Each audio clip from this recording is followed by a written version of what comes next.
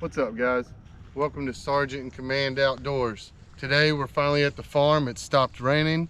I'm gonna do a little bit of pond fishing. For the next couple of minutes, check out this new video of me lining my Shimano Curado DC. Today we will be lining a Curado DC by Shimano on a medium heavy Ducket Pro Silverado.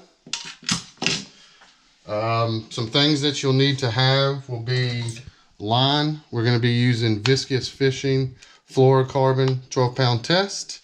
You need some scissors or a knife, pocket knife, and then a little thing I like to use is tape. And I'll kind of show you what we'll use this for when we get to it, okay? So the first thing would be that you also need, you're also going to need a screwdriver. What I like to do with that is put it through the middle of the spool with the line on it. It makes it easier and keeps a little tension on when you are lining your bait caster. So let me get this set up. I always put mine on this clamp right here when I'm lining it, so it holds on there for me. And then first step will be, we need to line it through the eyes. Some people call them guides. I call them just eyes of the reel. Well,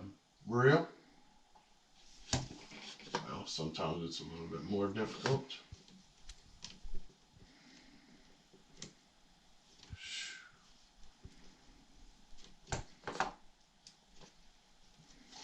I always get stuck sometimes trying to get it through these first few, the smaller ones.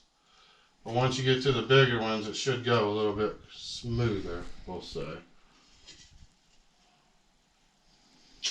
Okay, and behind the GoPro today is my fiance Morgan. She's going to be the one filming the majority of this for me. And you'll see right now, all I'm doing is putting the line through the eyes, so I can get it down to the reel, to the rod itself. Okay. So once you get it through, once you get the line through the eye on the reel, there's a little piece, I'll show you. There's a little eye right here for when you're casting and it moves the line across the spool. You have to get it through there. Don't mind mine. Don't mind mine. Mine's really dirty. So again, get it through there. Take about 10 inches out, and now you're going to want to put the line in the little hole in the spool that's on the Curado. Some of the other bait casters have holes all the way through. Oops. And sometimes you can stick it all the way through and then tie it, but not on the Curado. So now it's through the hole. Let's take about 6 to 8 inches out, and then we're going to tie the first knot onto the spool. Well, if I can get my fingers, I got big fat fingers. Get it through the spool.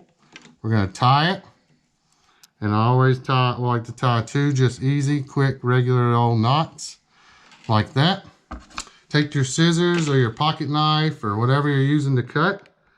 Make a little cut, and then my papaw taught me to always put a little bit of clear tape on it just to hold down the knot itself.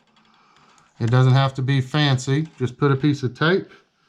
Now that we have it onto the rod itself, then I like to go up about, let's say, a foot almost to the first eye and hold, so it puts a little bit of tension on it, and then you start reeling. Okay, now we're going to reel this until you'll see I have my line exactly where I want it, very full to the top, which the fuller you get it, the better chance you have of not backlashing. And then I like to go up, I like to cut right underneath the first eye, cut the string there, and then take this, let's lock it, and then take your tape again, because I'm not going to fish today. I take another piece of tape. Whoops. And then I just throw it on my reel like so, and then we're done.